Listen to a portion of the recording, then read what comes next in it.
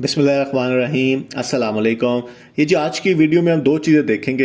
एक तो जो कल से एक ऑडियो मैसेज आ गया कि एससीसीपी ने नैब के एग्जीक्यूटिव बोर्ड में ये कहा है कि आप ये क्यों केस कर रहे हैं, क्योंकि हम तो इनको ऑलरेडी B4U को सजा दे चुके हुए हैं, जुर्माना कर चुके हुए हैं, तो ये आगे आप रेफरेंस फाइल ना करें। और उन्होंने इख्तलाफी नोट लिख दिया है, इसमें कितना सच है।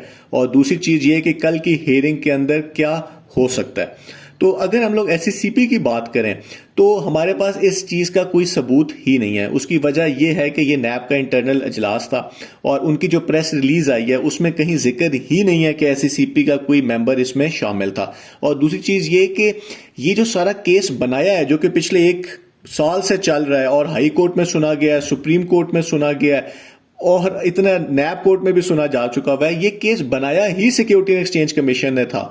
और उन्होंने उस वक्त बनाया था जब वो जुर्माना कर चुके हुए थे, तो अब उनको 1 साल बाद कैसे याद आ गया कि ये तो केस बनता ही नहीं है।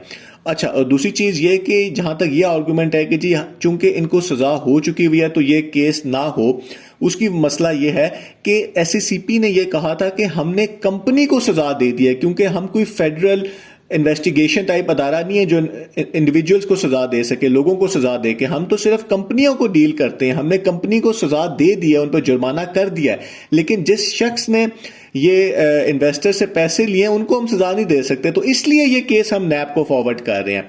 तो ये जो इस्लामाबाद हाई कोर्ट का बेल कैंसिलेशन का फैसला था उसमें ये सारी चीजें लिखी गई हैं। तो ये बड़ा मुश्किल है कि ये चीज हुई हो, लेकिन अगर ऐसा हो गया और एससीसीपी ने इख्तलाफ कर दिया तो फिर तो ये केस जो है बिल्कुल आप समझे खत्म हो चुका हुआ है। तो अब हम ये देखते हैं कि कल क्या हो सकता है। तो एक पहली चीज ये हो सकती है कि जी नैब वही करे जो वो हमेशा करता है और रेफरेंस फाइल ना करे और मजीद वक्त मांगे। इस केस में सीओ साहब को बहुत फायदा होगा, क्योंकि 23 तारीख को उनकी बेल की डेट है और उनके वकील यह कहेंगे कि जी हमारे क्लाइंट जो है वो 6 महीने से जेल में है। उसको यही नहीं पता कि वो क्यों जेल में है, क्योंकि उनके ऊपर कोई रेफरेंस ही फाइल नहीं हुआ, कोई चार्जेस का पता ही नहीं है और वो नैब की कस्टडी में भी नहीं है कि जी कोई उनसे इन्वेस्टिगेशन हो रही हो। वो तो इस टाइम पे अडयाला जेल में है। तो इस केस में आप किसी शख्स को बगैर किसी वजह के तो जेल में रख नहीं सकते, तो उनके जो बेल के चांसेस हैं वो काफी ज्यादा हो जाएंगे। दूसरा केस ये है कि नैब ये कहेगा कि जी अब हमें कोई इस पे खास सबूत नहीं मिला, हम इस केस को नहीं फॉलो करना चाहते और हम इस केस को खत्म कर रहे हैं, हम रेफरेंस फाइल नहीं कर रहे, इन्वेस्टिगेशन में ये केस खत्म हो गया। ऐसा होता है, अक्सर केसेस इन्वेस्टिगेशन में खत्म हो जाते हैं। और उनसे पूछा जाएगा कि जी आप तो कह रहे थे कि रेफरेंस तैयार है, तो अगर ये केस किसी और डिपार्टमेंट में चला जाता है तो सीओ साहब को कोई मसला नहीं है, वो बाहर होंगे, उनके वकील जो है वो डिफरेंट अदालतों में जाके इस केस को हैंडल कर लेंगे। क्योंकि उनका तो डे 1 से मसला ये था कि वो कहते थे कि ये केस नैब का नहीं है। तो अगर ये केस नैब, क्योंकि नैब का केस सख्त है, वहां पे गिरफ्तारी के चांसेस है, वहां पे आपको सजा ज्यादा हो सकती है। तो अगर वो केस नैब का नहीं रहता फिर वो गिरफ्तारी का भी कोई डर नहीं होगा और उनके जो वकील हैं वो केस को हैंडल कर लेंगे। तो ये तो उनके लिए काफी अच्छी चीज है। तीसरी जो ऑप्शन है जिसका शायद चांस थोड़ा सा ज्यादा है बाकियों से, वो ये है कि उनके ऊपर रेफरेंस कल फाइल हो जाता है और अब उनको टाइम दिया जाएगा कि जी आप इस रेफरेंस को स्टडी करें और फिर जो ये वकील हैं उनके आपस में वो उनका कानूनी काम स्टार्ट हो जाएगा। और यहां पे एक एक चीज साबित करनी होगी, यानी कि इससे पहले जो कुछ था वो इन्वेस्टिगेशन थी, वहां पे नैब वो साबित नहीं करना होता था या उनके वकील को कुछ साबित करना होता था। वो यही केस थे कि जी क्या बेल होनी चाहिए, नहीं होनी चाहिए।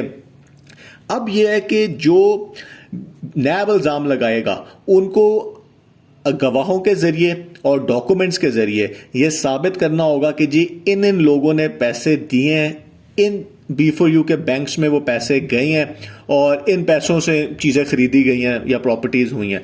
और B4U के वकीलों को साबित यह करना होगा कि जी सीओ साहब की जो प्रॉपर्टीज हैं पहले कितनी थी, कंपनी बनाने के बाद कितनी प्रॉपर्टीज बनी है और वो जो प्रॉपर्टीज हैं उनके पैसे कहां से आए हैं, यानी कि जिसको वो मनी ट्रेल कहते हैं कि आपको एक एक चीज साबित करनी होगी कि ये सारे पैसे आपके जो हैं वो कहां से आए हैं।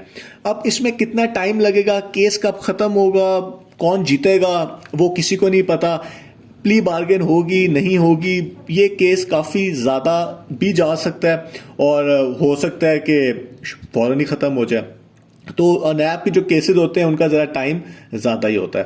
तो ये है इस टाइम के ऊपर सिचुएशन। इन्वेस्टर्स को काफी ज्यादा इंतजार कराया गया और सबसे ज्यादा जो इश्यू बना है वो ये बना है कि जो उस टाइम पे पिछले 1 साल से जो कंपनी के तर्जमान थे या वो जो सोशल मीडिया वाले लोग थे, उन्होंने लोगों को जो तसल्लियां दी कि जी ये केस तो मतलब खत्म है, 90% केस हम जीत चुके हुए हैं, उसकी वजह से अगर इन्वेस्टर्स को पहले जरा बता दिया जाता कि भाई ये केस बहुत लंबा होगा तो मे बी उनको इतना झटके ना लगते। लेकिन ये केस तो अभी स्टार्ट हुआ ही नहीं है। तो चलें देखते हैं कि जी कल क्या अपडेट आती है। बहुत बहुत शुक्रिया।